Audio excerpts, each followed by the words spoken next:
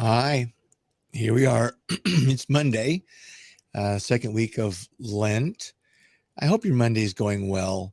Welcome to Reflections with your host, Chris, here. Me, yeah. Um, Being retired, it's sometimes every day is pretty much the same. And I just was sitting here realizing that Monday can be hard for some people. And it's after lunch, so perhaps your energy is running a little bit low after eating lunch and getting back into the swing of the work routine. So thank you for those who have joined me live and for those who will see the recording. I don't always broadcast at a convenient time for everyone to participate. I realize that it's pretty much random, making it fit in with my personal schedule. So here we are. It's 1:30, Monday, March 14th, 3:14. 3.14. It's Pi Day. Happy Pi Day.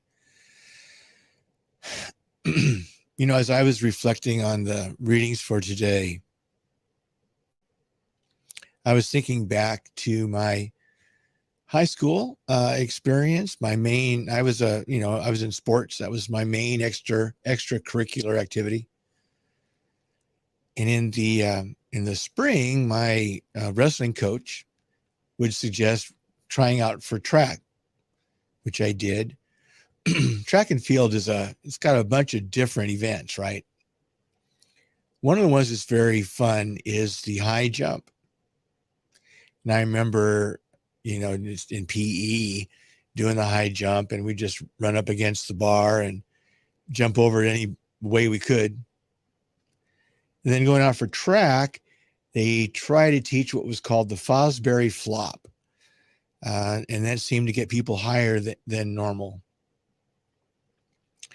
But the thing about the high jump is that every time you cleared a certain height, it was raised.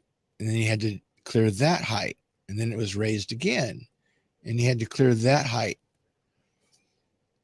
And that to me is analogous to following after Christ. So today we get Luke chapter 6. And it's continuing on in the type of behavior that Jesus expects of us. So let's give it a look here and see if we can give it a share. Hang on, Chris. Let's see what we got here.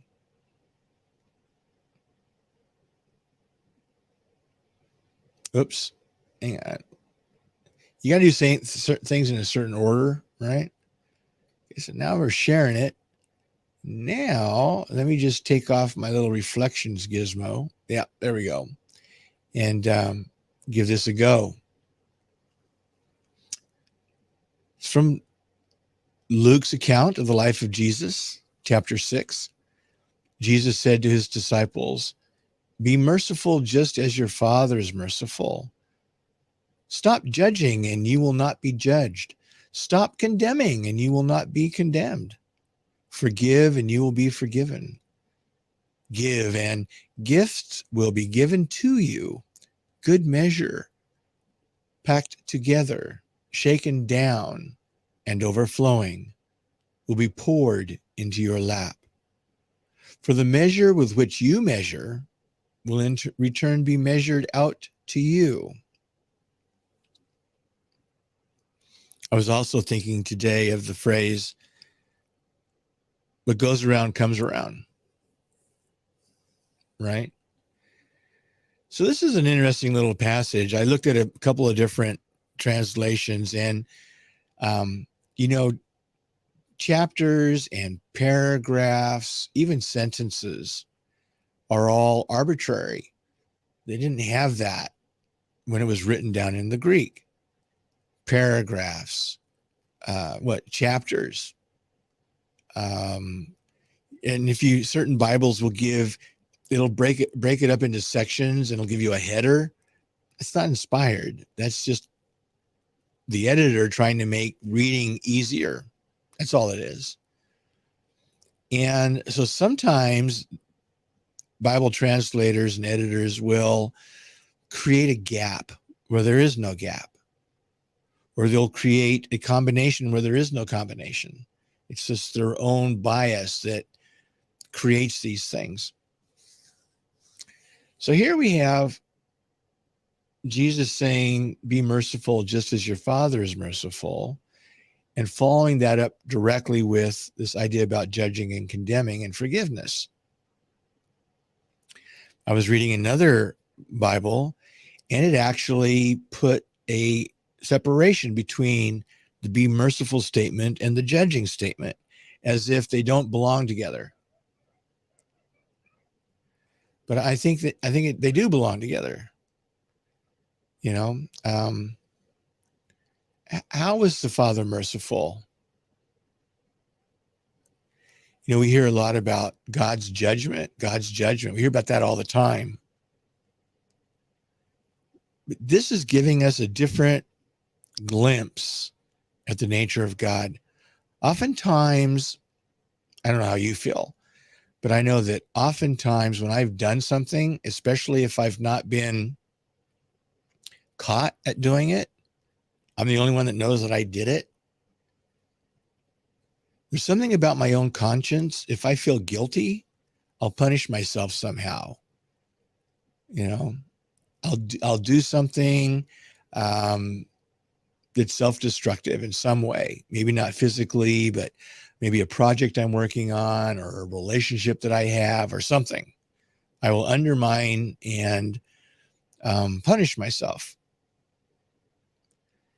And sometimes I wonder if the perception we have of God as being judgmental is our simply projecting ourselves onto God. God it doesn't act like human beings. And when we, you know, there's a term called anthropomorphism, where we attribute human characteristics to God. So I'm not convinced that our perception of God as judge, as humans judge, is accurate.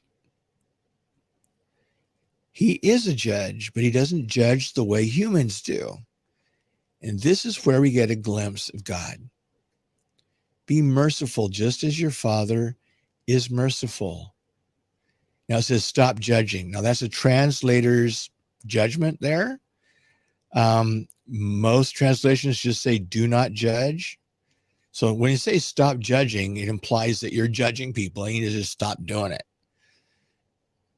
And that may be true. I mean, it just might be true, but it's not what the text actually says. It just says do not judge. So if you're judging, don't do it anymore. Stop. And if you're not judging, don't start. But here's the caveat. Stop judging and you will not be judged. Do not judge and you will not be judged. Stop condemning or don't condemn and you will not be condemned. Forgive and you will be forgiven. What goes around comes around. It's not that hard. I mean, it is, but it isn't. And then God goes on to say, give. So we got three things. We got judging, condemning, forgiving, and giving. Those four things. We got two negatives and two positives.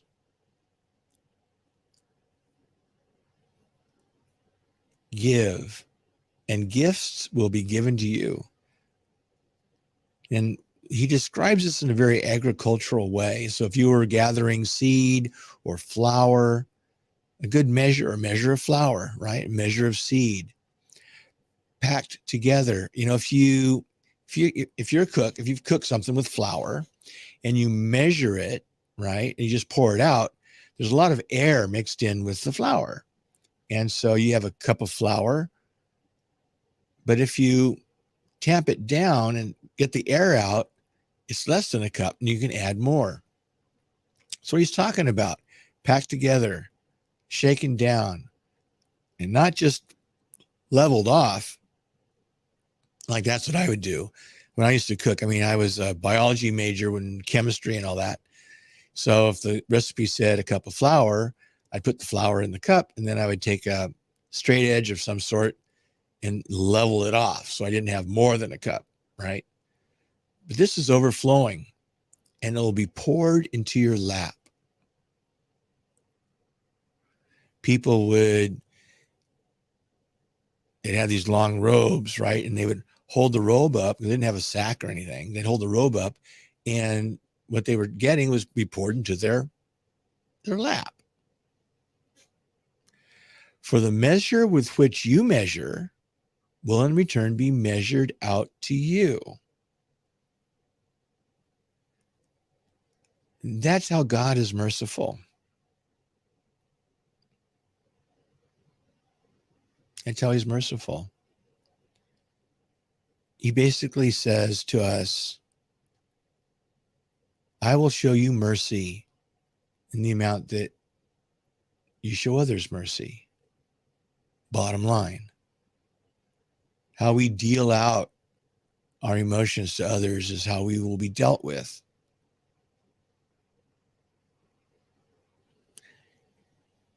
And so, just in line with our righteousness surpassing that of the Pharisees, we need to look at ourselves. To be perfect as the Father is perfect, we need to look at ourselves.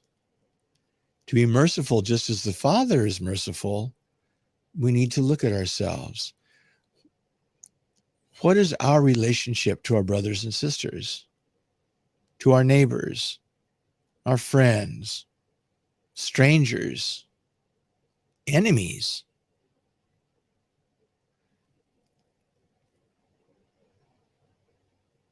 You know, the Trinity is all about relationship. Father, Son, Holy Spirit, and how they relate to each other perfectly. And that's the model for all of life. It's relationship. How do we relate to one another? And so today, for me, as I go about my business, whether it's online or whether I'm out walking around, I'm thinking about maybe going to the store later. I've got a meeting in the evening. But in my encounters with others, in what way am I showing mercy?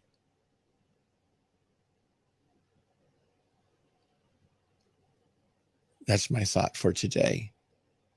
So thank you for spending some time with me, putting up with my foolishness. And for those of you who are here live and those that are watching the recording, I wish that you be happy, healthy, safe, and God bless. See you tomorrow.